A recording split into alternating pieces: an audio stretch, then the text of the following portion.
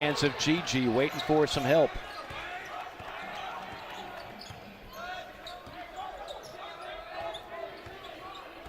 Each team coming in identical records, 8 and 9, as Michi misses the floater. It squirts out to the Gamecocks. Oh, nice give and go! To continue to watch Ole Miss, Mike, you're talking about a team who's yet to win an SEC play. So I'm looking at their body language to see if there's a sense of urgency, because they played a vigorous schedule coming into the really space providers, right? They open up the floor for everyone else because of their ability to knock down shots. And nice. Ruffin and Matthew Morrell would comprise one of the top backcourts in the SEC this year, and it hasn't worked out that way yet. Right. How to close out. Ole Miss did a phenomenal job of that in that particular play. Of course, after a stint as a head coach at UT Chattanooga and NCAA tournament last year, longtime assistant at Wisconsin, and you best believe when you're at Wisconsin, look at that! Okay, you got Brayfield pointing to the crowd, telling them to be quiet, to shush. You've got Gigi Jackson blowing kisses. Carolina has tasted what a big win feels like at Kentucky, and Ole Miss is hungry for that first conference win. Scared, man. You're scared, Mike. Be honest, man. You're nervous. Absolutely. You kidding me? Like, I haven't even written out my will yet.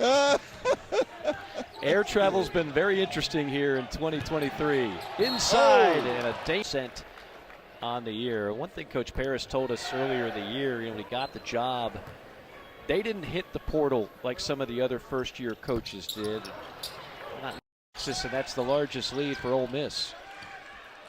You know, you look at some of the coaches, and particularly, let's go to Auburn, and you look at Coach Bruce Pearl, who everybody would say he's one of the best rebuilders in the country. But he didn't get it done overnight. Nope. It took him time. I remember when Auburn, without a basket. I thought that was a typo when I first saw it. Inside, a block. Perfect start in the league, but their back stretch is challenging. Numbers and the finish. And now a steal by Carter. Carter full throttle, stops, and then lays it in. Yes. It changed your whole mood, didn't it? It sure did. Let's block that out the rest of the way. In the lane, Brakefield, kind of wild shot. Now Johnson trying to make a pay on the other end. Night at the office, just 2 for 8 from the floor. Abram, a brick. Unbelievable. The first half, Ole Miss was moving the basketball from side to side. They were setting screens, they were cutting, and they just came out this second half, and it's like everybody's trying to go after their own shot.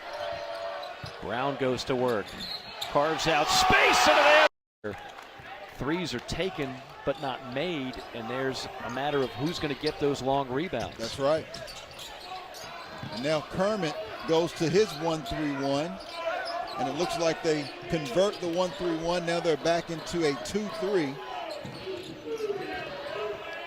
Are you surprised we don't see more zone with some of those shooting numbers we just talked about? I certainly am. John.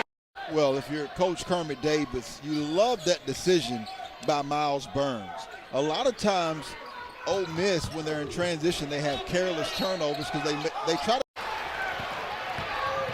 Off the miss, Davis in transition. To get the call right. Chance to cut it to single digits with a 3 here. But that is the vulnerability that you have in a 1-3-1 zone. It opens up the offensive rebounding lane. One more freshman of that list, by the way, that I am growing in love with game by game, and that's Noah Clowney. Alley-oop is missed. McInnes could not get it to go through the hoop. Brown on the other end. Here. Sure. And I think even when Deshaun Ruffin does come back, nice